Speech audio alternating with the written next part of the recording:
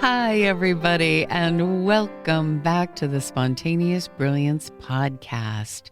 First thing I'm going to say is if you didn't listen to last week's podcast, y'all should do that.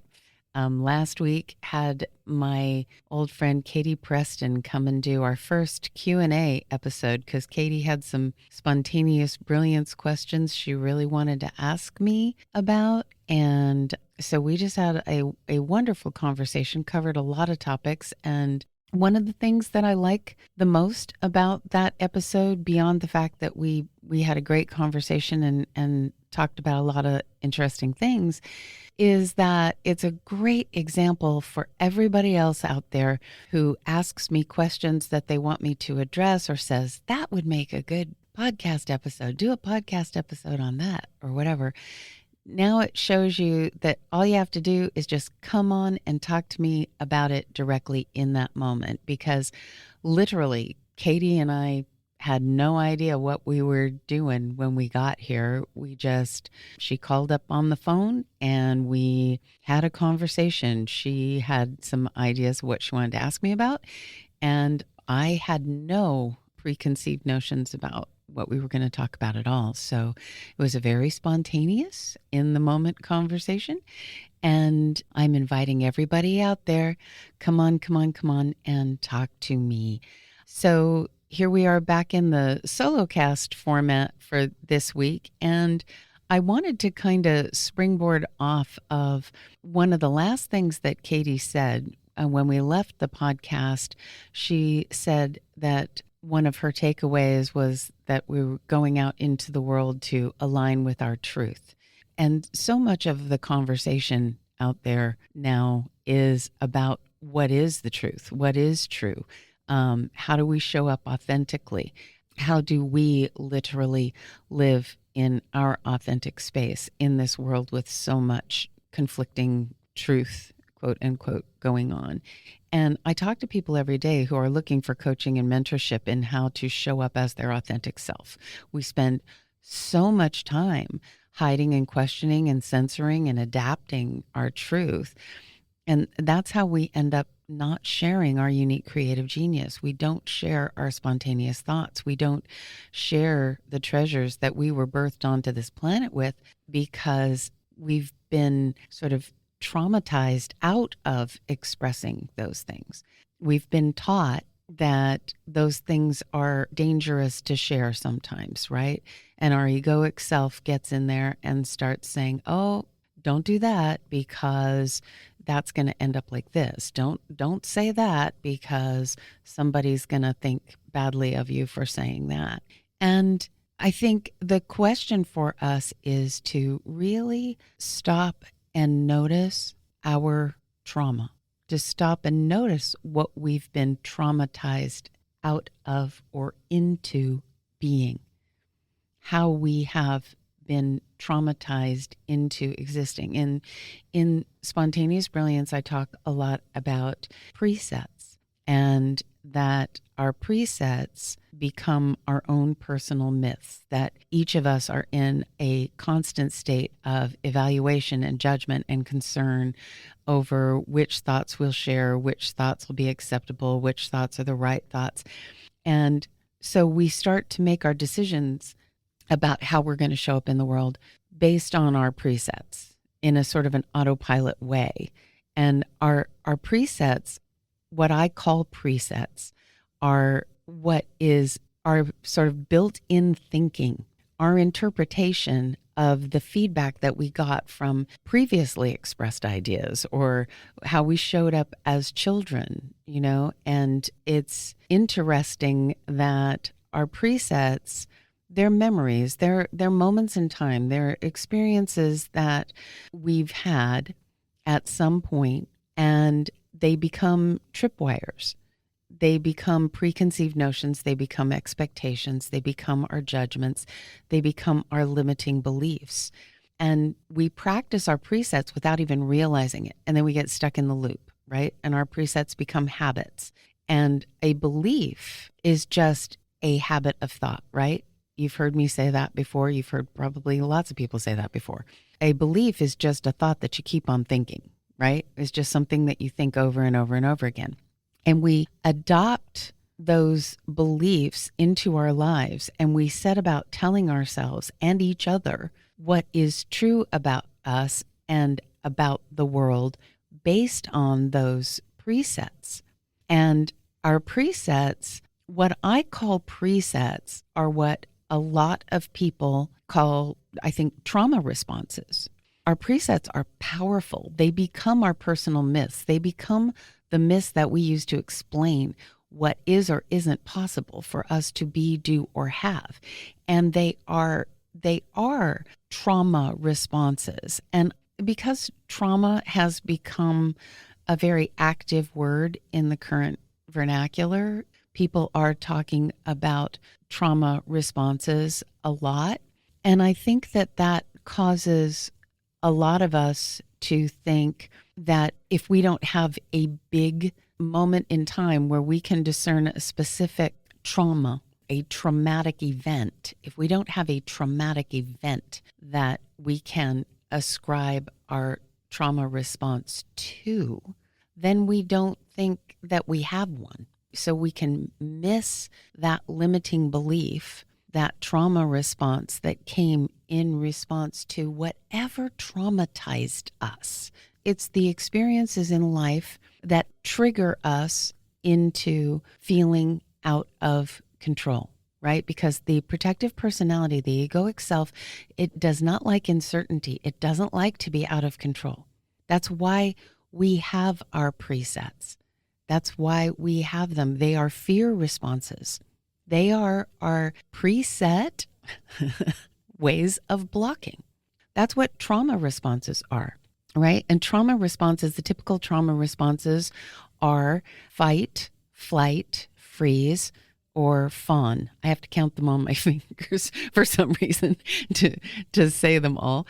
So there's fight, which can show up in daily life as like habitual regression or isolation or habitual blocking or overreactions, aggressive overreactions to things. Flight, which can show up like anything that is escaping from the threat. So it might be in life, it might be checking out, it might be ghosting something, it might be distracting ourselves, not following through, it might be just hiding and not being willing to speak up or speak out. Any way that we are finding a way to separate ourselves from the danger that we perceive, right? And the egoic self is all about protecting us, right? It's the protective personality. That is the part of us that is trying to keep us from ever feeling the bad stuff, the trauma. And so there's freeze, and this is becoming immobile or unresponsive in the face of a threat. And so in the animal world, that's when an animal will like play dead or be paralyzed. And so freezing in life can be like overwhelm or avoidance or analysis paralysis or hyper procrastination. And then there is fawning, which is the fourth one. You know, we talk about trauma responses a lot, like the standardized ones that I've known my whole life are the fight, flight, freeze ones. But the fawn one, I think, is not as often talked about.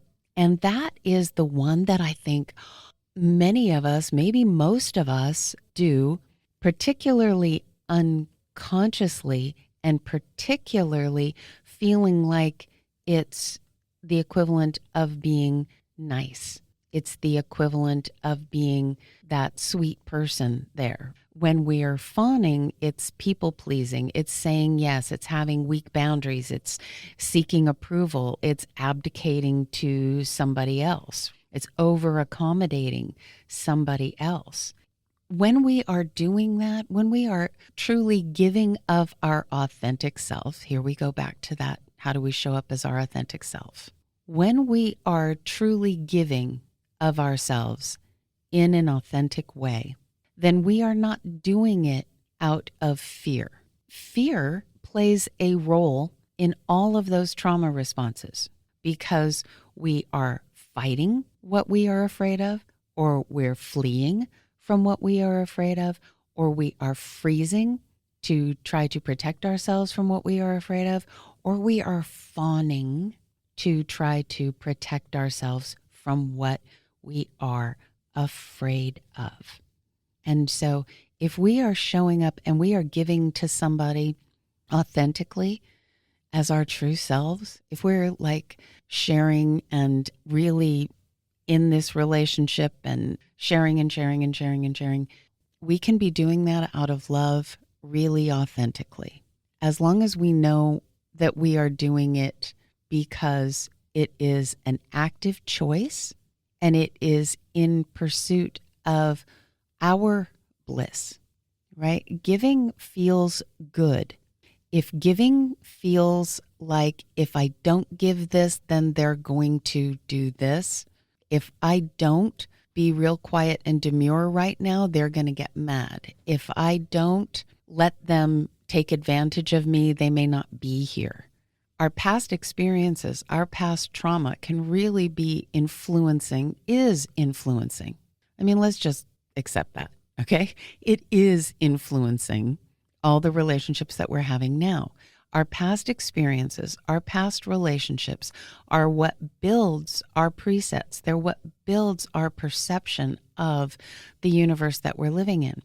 But remember, we are not done creating our reality. We are not done creating our world. So even though, yes, those events that have happened that have traumatized us, that have made us either have struggles with intimacy or with overachievement and perfectionism, or we maybe have emotional dysregulation, or we have self-sabotaging behaviors, or we have fear of abandonment, or we are over-accommodating people pleasers, or whatever our issue is now. We are always continuing to create our life now and into the future.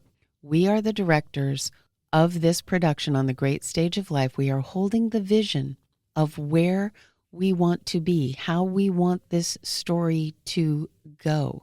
And we are the playwright. So we are writing what this story is.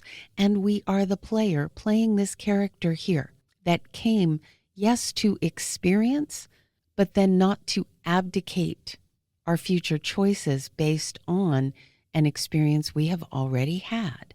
Once we have experienced a trauma, one, let's not judge the trauma. Let's not say, oh, I'm dumb for responding to that this way, or I could have done this differently, or whatever. Let's not go back and judge the trauma or judge our immediate response to the trauma, or even judge our preset or our trauma response once we realize we have it. There is no value in judgment. Remember that 100% responsibility is not about blame or shame. It has nothing to do with that. It has to do with your ability to respond now, with what your choices are now. It is about yes-anding your trauma, whatever it is. Don't devalue it and don't let it overwhelm you. Yes, and it, because it's all about getting conscious with it, respecting that it's there and taking responsibility. We have to first be willing to notice our unconscious response. In order to get conscious, we have to first notice where we are unconscious. So once we've developed that preset, then we have to notice what we are consistently doing over and over again. If you think of it in terms of relationship, because everything on the great stage of life, just like everything on the stage, is about relationship. And remember that our most important relationship is the relationship we have with ourselves. So your relationship with yourself is multifaceted.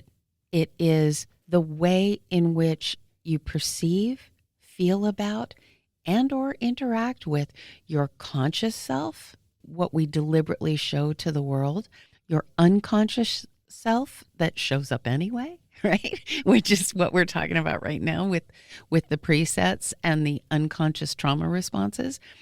Your soulful self, your physical body, and your egoic self, your protective personality. We may feel worthy or passive or powerful or trustworthy or unreliable or capable or incapable.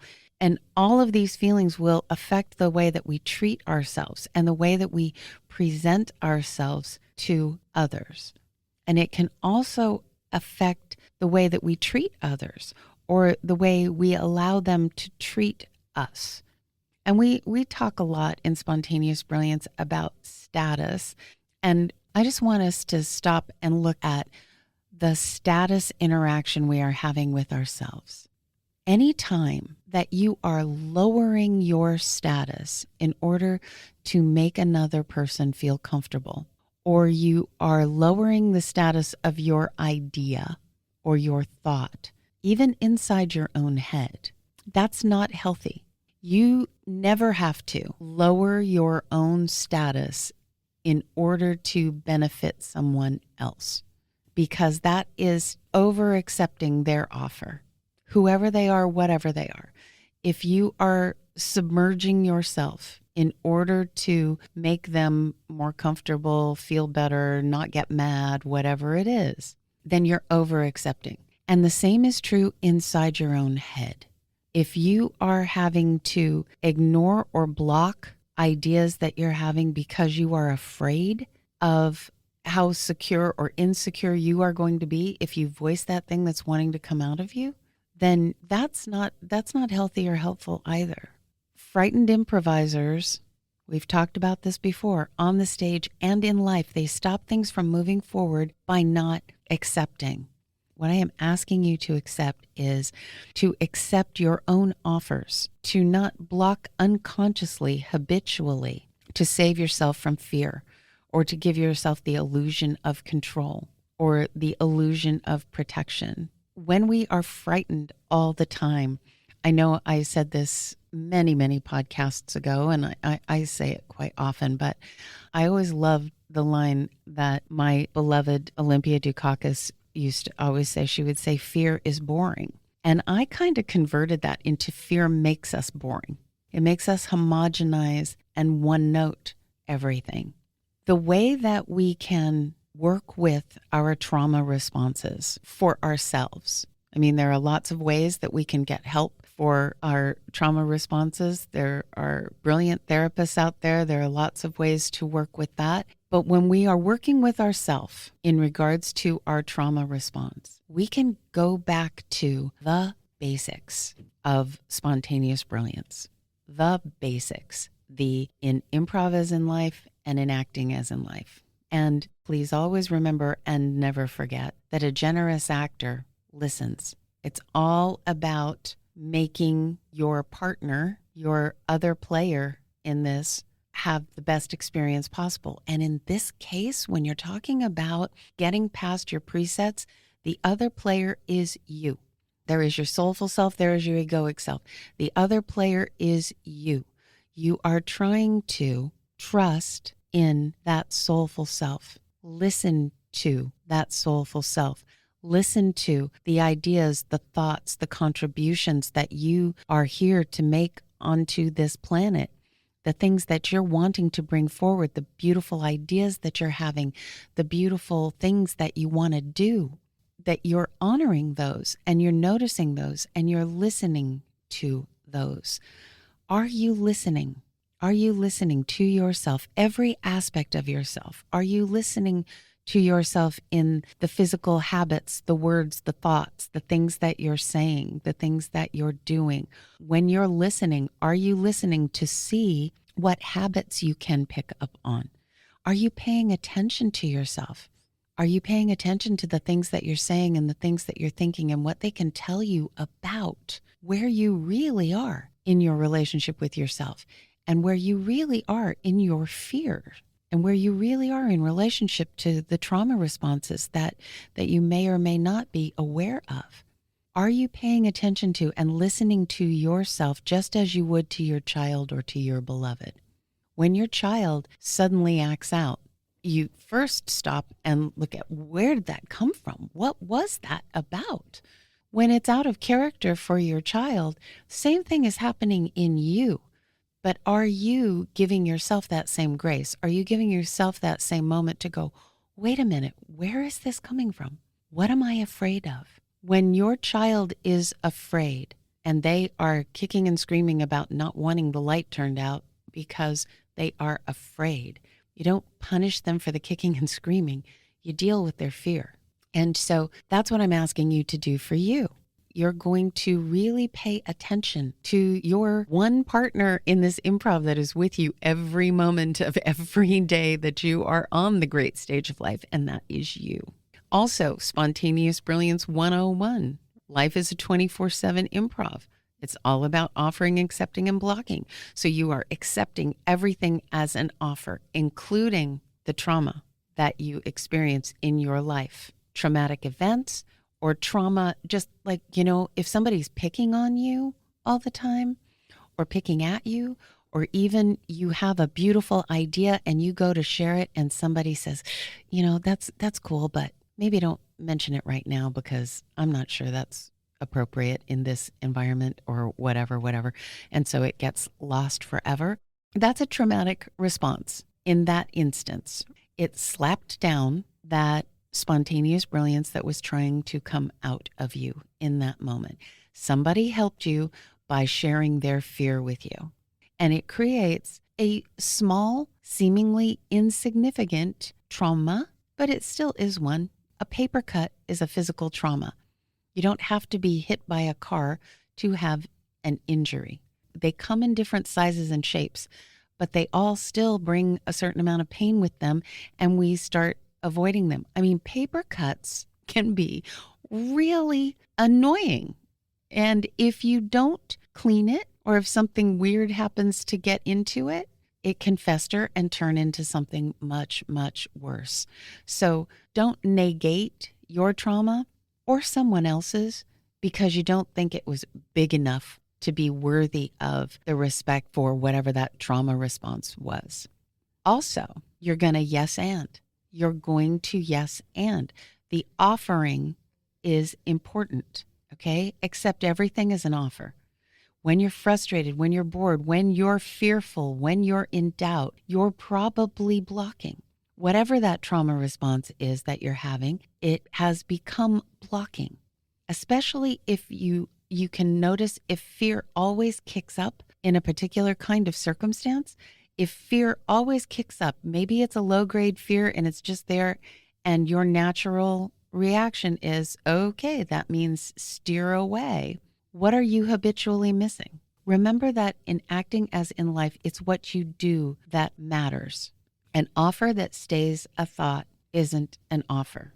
It's an offer into your own mind by you, but unless you put it out into the world, it's not something you're offering to the world. So it's what you do that matters. Acting is active.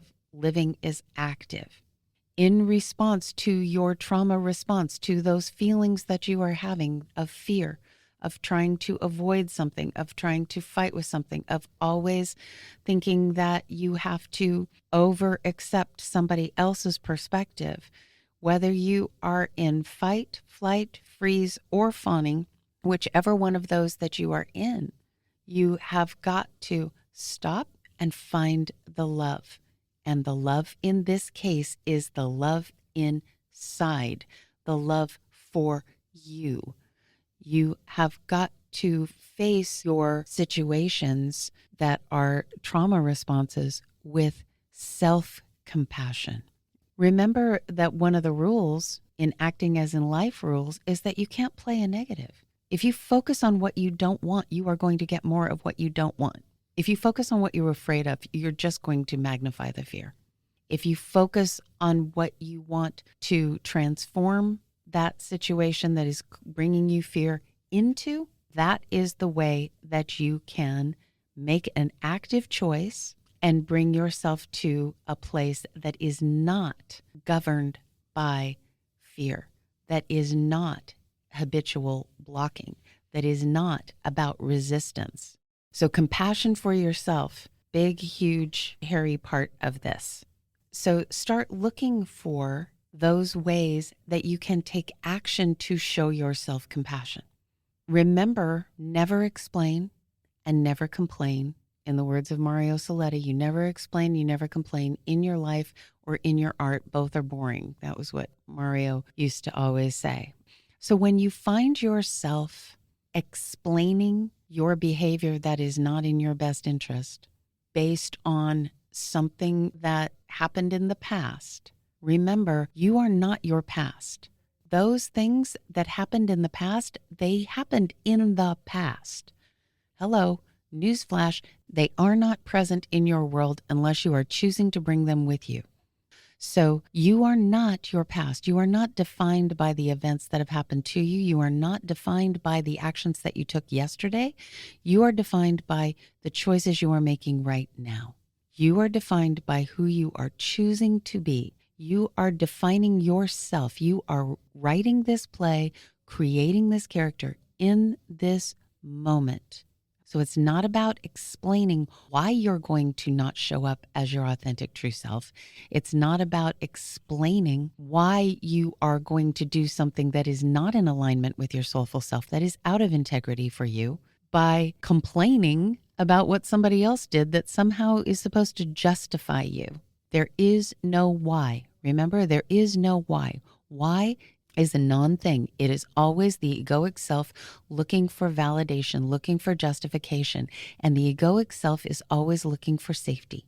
It is always, always looking for how to feel safe.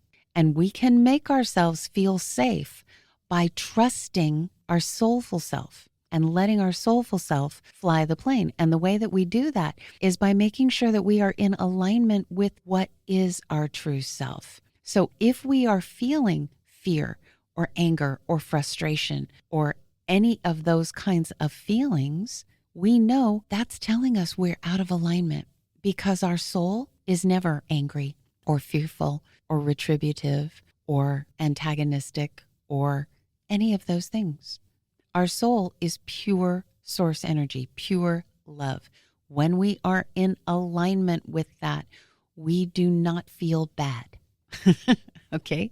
We feel good. So we can feel good by over accepting what somebody else is pushing onto us. Okay? That's that fawning part of the fight, flight, freeze, or fawn. We can feel bad in that over accepting place. That's telling us we're not in alignment with what we truly want. And then that number 7 in the list of in acting as in life is always embrace the obstacles. Obstacles are inspiration. Events that seem traumatic, other people blocking, other people doing icky things, those are all obstacles that can be inspiration if we accept every obstacle as an offer. If we know that it is happening for us, not to us, even as icky as it seems, it is happening for us to try to grow through, to work through, to transcend it. So if we can interrupt our pattern, if we can interrupt our habit of thought by stopping and really listening to what's happening in any moment, and by replacing it with an act of compassion, an act of love toward ourselves. So if we're in fear, then we can always return to that beautiful question: what is the most loving thing I can do for myself right now? And sometimes it is just going to be to yes and this feeling, to say, yes, I feel fear. And I know there is nothing happening right now that I need to be afraid of. So I am going to offer this into my life. Love joined with understanding. That's how I characterize compassion. So self-love, self-compassion is about treating yourself as the player that you are in this improv with that deserves to be supported fully by you. So, my dears, if you are feeling that you have a habit of mind, which we also call a belief, and that belief is a limiting belief, whatever it is, start to work with yourself. Yes, and those limiting beliefs. Yes, and those trauma responses. We've all got them. So start paying attention to, where do you fight? Where do you flight? Where do you freeze? Where do you fawn? Do you have a combination of all of those, or do you have one kind of trauma response that is always your knee-jerk response? Some people, it's always fight, right? And some people, it's always flight. Some people, it's always fawn. Some people, it's always freeze. But with most of us, we've probably got a combination of them based on different traumas that set those in motion. And we trained ourselves throughout our lives to adopt them as limiting beliefs. And the limiting beliefs create the response creates the limiting belief. They reinforce each other. They become sort of a self-fulfilling loop. We want to undo the loop. We want to interrupt the habit by really yes-anding everything that we are feeling, because it's all real, it's all valid, it's all important, it's all an offer we are making to ourselves. Not to lay down and accept and just go, well, that's the way I am, but to learn from and grow through. So I'm inviting everybody to play with it a bit. See what your trauma response is. See what your limiting beliefs and preconceived notions and all of those things that add up to presets. What are your judgments that you're holding on to that are your presets? What is this whole configuration that makes up what limits you, unconsciously and consciously? And then start working to let those walls come down. Because remember, the past has as much power as you give it. It is only a thought. It is not a thing. It was a past offer. Now it is up to you what you choose to do with it. It has as much power as you give it. All right, so you're going to find these patterns, you're going to interrupt them, and then you're going to take compassionate action toward yourself. Find the love for yourself. Yes, and love yourself through any trauma responses or limiting beliefs that you have about yourself in your own life, okay? Because you are needed. You are special, unique, wonderful, and brilliant, and the world needs you. So let's not have you hiding. Let's not have you fighting. Let's not have you fawning and over-accepting. And let's not have you freezing. We need you. So let's bring you out to the surface. And anybody who wants to talk to me about this, you know how to do that. You just come on here, you call up. First, send an email to Michelle Oneida. It's podcast@spontaneousbrilliance.com. And then she will get you all scheduled to come in here, and Corey will hook you up, and you can talk to me and ask me any questions about this subject or any subject. But we do want you to come and talk to us. Okay.